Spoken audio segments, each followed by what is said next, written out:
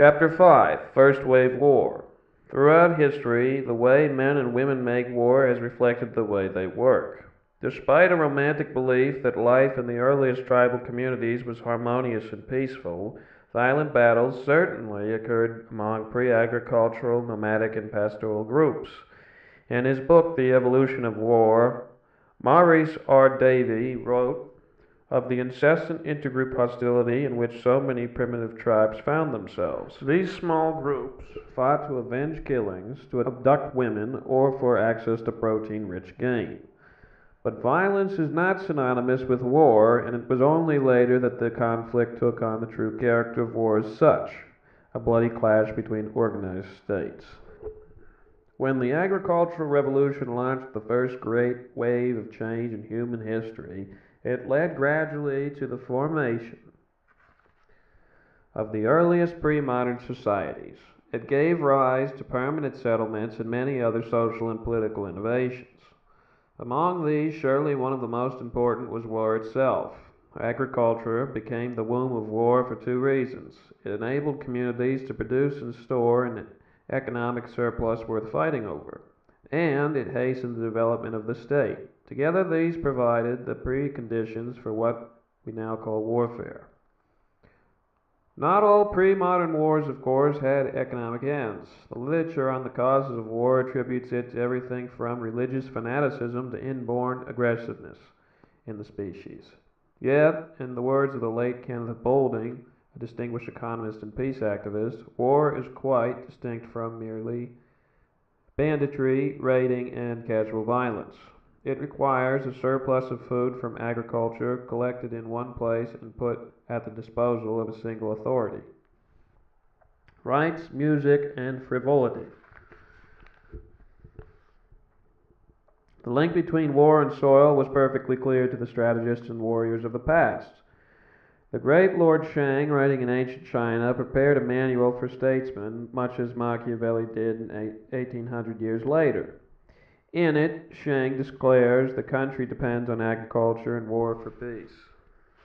Shang served the state of Qian from 359 to 338 BC. Again and again in his political military handbook, he advises the ruler to keep the people ignorant, to avoid rites, music, and any frivolity that might take their minds off farming and warfare. If he who administrates a country is able to develop the capacity of the soil to the full, and to cause the people to fight to the death, then fame and profit will jointly accrue.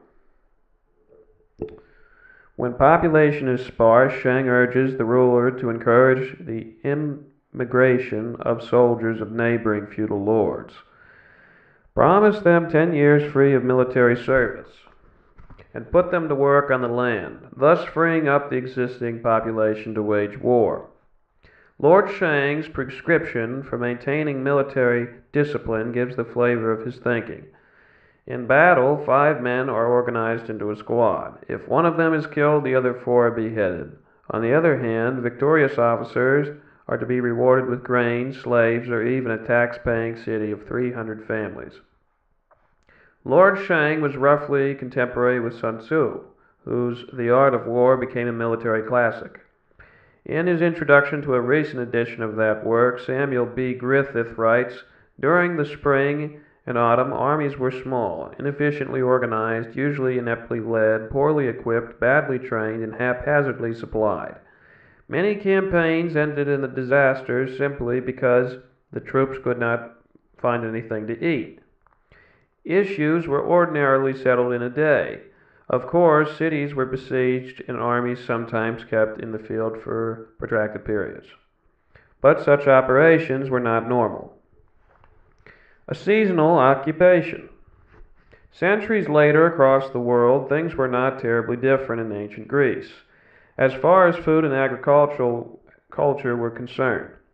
Output in agrarian societies was slow, and the food surpluses still so small that over 90% of all manpower was needed simply to work the land. The departure of a son for military service could mean an economic catastrophe for his family.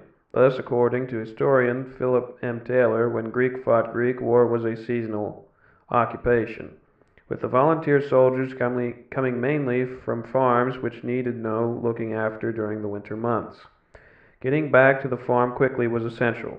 The harvest demands of the triad of Greek agriculture, the oil, the vine, and grain, left only a brief month or two in which these small farmers could find time to fight, writes the classical scholar Victor Hansen in The Western Way of War. Greek soldiers were sometimes told to bring a 3-day supply of food with them when they turned up for military duty. After that, they were dependent on the countryside. According to historian John Keegan, in wars between city-states, the worst damage one city could do to another after the killing of its citizen soldiers on the battlefield was to devastate its agriculture. Centuries later, long after the ancient Greek city-states had been swallowed up by history, the story was still the same. Everywhere in first-wave societies, warfare was about agriculture. As with any historical generalizations, there are notable exceptions to the idea that first-wave armies were poorly organized, equipped, and led. No one would regard the Roman legions in their heyday as an ad hoc, badly organized force. Yet Griffith's comment about the ragtag character of armies in Sun Tzu's era could apply equally well across much of human history and in other parts of the world as well. This was especially true in decentralized agrarian societies, where feudalism held sway. There, the king typically had to rely on his nobles to supplement his troops for any important campaign, but his call on them was usually strictly limited. In his masterful study, Oriental Despotism, historian Karl A. Wittfogel writes, the sovereign of a feudal country did not possess a monopoly of military action. As a rule, he could mobilize his vassals for a limited period only, at first perhaps for 3 months and later for 40 days. The holders of small fiefs often serving only for 20 or 10 days or even less. What's more, the vassal usually did not deliver his full force to the sovereign, but called up only a faction. Often even this faction was under no obligation to continue fighting for the king if the war took them abroad. In short, the king had full control only of his own troops. The remainder of his forces was usually a patchwork of temporary units, of dubious skill, equipment, and allegiance. A European feudal lord who was attacked, writes Richard Shelley Hartigan in the History of the Civilian and Warfare, could hold his vassals to their military obligations until the invader was repulsed. But a lord bent on offensive war could keep his men in the field for only 40 days out of each year. Like the ancient Greeks and the Chinese, they were needed on the land. In absence of paychecks. In most first-wave armies, moreover, soldier pay was irregular, usually in kind rather than money. The money system was still rudimentary. Not infrequently, as in ancient China, victorious generals were paid off with land, the central resource of the agrarian economy. Of course, officers did far better than ordinary soldiers. The historian Tacitus, describing the Roman army, quotes a soldier's complaint that after a lifetime of blows, wounds, hard winters, plague-filled summers, horrible war, or miserable peace, a lowly legionnaire, on being mustered out, might be given little more than a parcel of swampy or mountainous land somewhere. In medieval Spain, and as late as the early 19th century in South America, land was still being paid to warriors in lieu of money. First-wave military units thus varied greatly in size, capability, morale, leadership quality, and training. Many were led by mercenary or even mutinous commanders. As was true in the economy, communications were primitive, and most orders were oral rather than written. The army, like the economy itself, lived off the land. Like tools for working the soil, weapons were unstandardized. Agrarian hand labor was mirrored in hand-to-hand combat. Despite limited use of standoff weapons such as slings, crossbows, catapults, and early artillery, for thousands of years the basic mode of warfare involved face-to-face killing, and soldiers were armed with weapons, pikes, swords, axes, lances, battering rams dependent on human muscle power and designed for close combat. In the famous Bayeux Tapestry, William the Conqueror is shown wielding a club, and as late as 1650 to 1700, even senior military commanders were expected to participate in hand-to-hand killing. Historian Martin van Creveld notes that Frederick the Great was probably the first commander-in-chief regularly depicted as wearing a suit of linen rather than armor.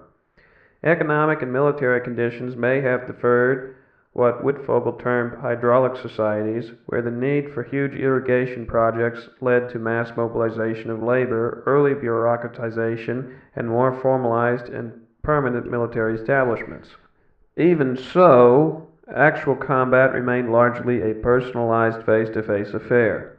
In brief, First Wave wars bore the unmistakable stamp of the First Wave agrarian economies that gave rise to them, not in technological terms alone, but in organization.